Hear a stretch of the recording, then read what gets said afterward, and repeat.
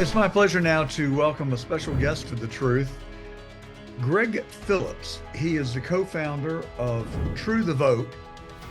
That company started, or that organization started in 2013, before election integrity was even a well-known word or phrase in America. And he's been at it for 44 years. Gregg Phillips, welcome to The Truth. Thank you so much for having me. Glad to be here. So I've studied politics my entire life. I majored in political science in college. I've been a political junkie since the age of 7 when I put on my first bumper sticker for Richard Nixon. So Nice. I'm older than you are, but I don't have the experience that you do in this subject. I'm traveling back from the convention as we speak in Milwaukee. In all my days, I've never seen the party more united. Would you agree with that? 100%. I've never seen it anything like this before. And bit young, old, black, white. I mean, it's a true movement at this point, and it's so exciting to watch. I just got some numbers back. I think there's an outstanding chance that Trump will win more than 50% of the votes of 50% of the Hispanic males. You think about where we were just a handful of years ago. My goodness, what a movement that is, right? And talk about expanding the tent. They've been talking about the big tent forever and ever, but it was always in sort of a negative context to try to take real conservatives and push us into some sort of a hole and say, we're going to expand the tent, we're going to bring in some more people that don't think like you do. But golly, I tell you what, we are in for one of the most interesting, fascinating movements of a lifetime to watch and see what happens between now and November the 5th. It's just exciting time to be here. Well, I tell you, my instinct, I want to go there with you. I really do. I mean, I feel like that President Trump truly is the best president, maybe ever, certainly since Washington. Maybe we'll put Lincoln as a tie. But our country is in the worst shape I've ever seen it in. And I worry about it every day. And so in 2018, I had very high expectations for the Republican Party. That year, we lost our majority in the House of Representatives. 2020, I was absolutely certain that Trump was going to win. I think he did win. I think you think he did win. I've watched 2000 Mules and Rig 2020. And I've also worked as a lawyer, mainly as fundraiser and communications on the case in the Bob Shealy, Charles Bundren, and Preston Halliburton brought in Georgia against the Fulton Board of Elections, which is still ongoing, by the way. And we have a standing order from a Superior Court judge to unseal the absentee ballots that has never happened. Meanwhile, Fani Willis has indicted 19 people for trying to change the outcome of an election when it was her side that actually did change the outcome of an election. Um, the point I'm trying to get to is um, I've fallen for this company line too many times now. And I just watched a video this morning or read an article that Trump is actually polling with 52% of the popular vote, which has never happened in the modern times. Gregg, it just feels too good to be true. I don't want to get my hopes up and just have the knees Yeah, come out from underneath me again. Can we get an honest, fair election? To me, that's everything about 2024. agreed. In fact, I couldn't have said it better than you just did. I think our great it's not just our great hope, but it's hope born of what we're experiencing right now. Just as you saw, at the convention, and maybe the greatest show of unity ever on our side. I mean, when I say ever, I now mean ever It on was our exciting side. to be there, I have to tell you. It was my And first time, and I just, it was worth waiting for. such an incredible time. I think what worries me most, because we are still relatively immature as a movement, um, that it's easy to get distracted, right? It's easy to say, wow, that was great, and Trump's ahead, and woo, let's go on vacation, and let's kind of, peel back our efforts here and save a little bit of money. Trump's got $1 zillion, everybody's going to win. I would just urge everyone to sort of think back and then and understand kind of where we've been at various times over the years. And however old you are, you've no doubt seen it, whether it's 2018 when we lost the House when we didn't think we would, or any other time in American political history. What happens is people get fat, dumb, and happy, and it's like, okay, I'm good. But Makes you wonder if that's part of the mainstream media's objective is to lull us into a false sense of security. 100%, yes, and I believe that what happens with us is that it's that old phrase, focus on the signal and not the noise. In my learned opinion, that in 44 years of doing this, it's noise like this where we think we're ahead, or where we do maybe, okay, I can take a breath for a few weeks or something like that. We're 108 days away from one of the most consequential elections in history. I've said this almost from going back into the early 80s, that it is in a constitutional republic, it is the duty, it is the plight of the patriot to remain forever vigilant in the form of what we do with elections. The battles are the elections. The war is for the republic. If you lose too many of the battles, you're going to lose the war. I think where we need to focus now, we need to understand that the battle is the only signal that really matters right now. What do we do in these next 108 days? What are you going to do as an individual? Are you going to get out and knock on doors? Are you going to make phone calls? You're going to develop your own, personal get out the vote plan like we used to do back in the early 80s, where you go find 10 people that in your circle, and they're yours. They're on your calendar. You call them, you try to keep up with them, you be sure they get out the vote, you do all of those things. But whatever you decide to do as a patriot in these times, has to really focus on what that signal is. And the signal is November 5th, 2024. All the rest of the stuff that's going to happen between now and then, whatever the Biden folks do, whatever, if it's Michelle Obama or whoever else it is that's going to run, it doesn't make any difference. We have things we have to do. We have until August the 5th to clean the voter rolls in all but 3 states. So we have to keep focusing. We have an app called iv3.us, the number 3, IV number 3.us. You can log in and you can sit there and clean the voter rolls in your own county, in your own precinct, however narrow or big you want to be. We have some amazing people. People in Georgia are stepping up in the most incredible way. There have been hundreds of thousands of challenges submitted, and we're very excited about all of this. But once that's done, let's say we finish that on August the 6th. Now we've got to start thinking about getting out the vote. We've got to start thinking about all these people who don't live in 450,000 people don't live in Georgia, do not live in Georgia, and they are still registered to vote. So what are we And going to Brad do about that? Raffensperger continues to maintain that our election is safe and secure.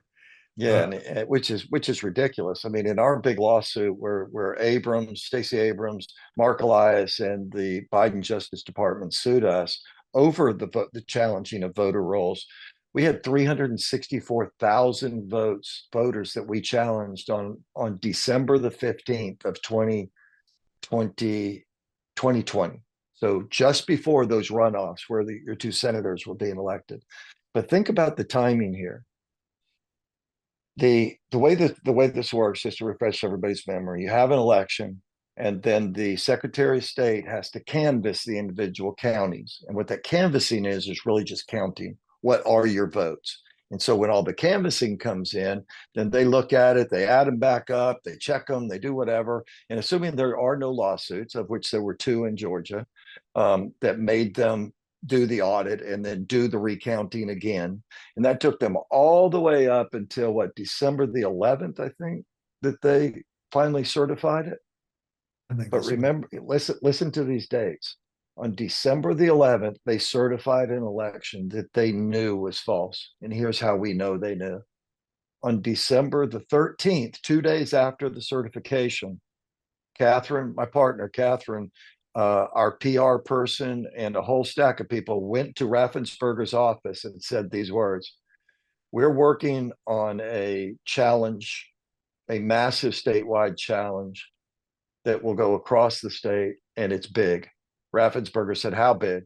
364,000 people. Remember, he certified that the election had just happened just before that. 2 days before that, he certified it. But here's what he said to Catherine. He said, he got out his little pen and a little piece of paper, a little envelope, and back of the envelope. Yeah, that sounds about right. About 10, 11% people move every year. So, 364,000 sounds right. They hadn't cleaned the voter rolls since 2019. He knew that there were 364,000 ineligible voters when he certified that election because he told us so 2 days later. He said, yeah, that sounds about right. All those people are on the rolls, they're not eligible. Republican Party should have been doing that all this time. And then we get into the court, and Ryan Germany, his lawyer at that point, comes in because Raffensperger skipped out on the subpoena. We subpoenaed Raffensperger to come, and he wouldn't come, so he sent Germany in his place. Ryan Germany shows up in our courtroom, opposed to us clearly, and says, "Yeah, well, Judge, here's the way we do this. We only clean in off years, meaning 2017, 2019, 2021, 2023, 2025." We're like, wait, every 2 years? How about every 2 months or every 2 quarters or every 2 days or something? Every 2 years? Because if you think about it, this was in November of 2023. And what he was testifying is that we just finished cleaning the voter rolls in Georgia in the summer of 2023, and we weren't going to do it again until the summer of 2025. So where we stand today, right now, as we speak, 108 days before the election, you, citizens of Georgia, have on your voter rolls 450,000 people who don't live in your state that are registered to vote still because they didn't clean the voter rolls. That is an alarming number of people, It's particularly when outrageous. you consider that the election for President Trump in 2020 was decided by 11,780 votes. That is an It's absolutely alarming number. I'll take it even a step further and frighten you even more by adding a few more numbers to this. Once those the reason it's so important to sue before the certification or to stop it before the certification is that once it's certified, honestly, it's really hard to go back and fix. I mean, there are a few instances in US history where it's happened, but it doesn't happen very often. And you've got to stop it before the certification. But the only way to stop it before the certification is to know who voted, right? When you go, so you hear all these court cases that were dismissed. A lot of them were because, including some of ours, were dismissed because we couldn't tell them who voted. We could tell them who lived out of the state, but what the judges wanted to know was who voted.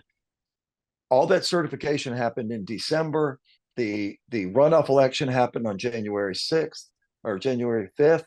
But the state of Georgia did not publish who voted until April of 2021. So all of the suits were done, everything had already happened. And all of a sudden they come out and say, hey, here you go. Here's all the people that voted. Well, we went back and cross matched it, right? We said 364,000 people were ineligible to vote. And the vote was determined by 11,000 and some change, I think you said, right? Yeah. Now, listen to these numbers and now think about how disgusting what really happened was. Of those 364,000 people ineligible to vote, 67,240 voted. 67,000 people who do not live in the state of Georgia voted. And in the runoff, a couple of weeks, a week or so into 2021, where the two senators were elected, 47,000 of those same 364,000 people voted in that election, in those runoff elections. Why And are the people that like David Perdue and Kelly Loeffler, why are they not screaming from the rooftops? I mean, if that had happened to me, I would be going to every person who would engage with me, as well as the media, which will not, by the way, but we'd have them on the truth, that's for certain. Well, we've had great conversations with David. David's a friend. In fact, we showed him some of the mule stuff before. He was one of the very first people. We showed David Schaefer, Purdue, and Sonny Purdue. They all came to a little private luncheon we had at the Buckhead Club where we showed them the facts and we showed them the realities of what really happened. We talked to them about all of these numbers.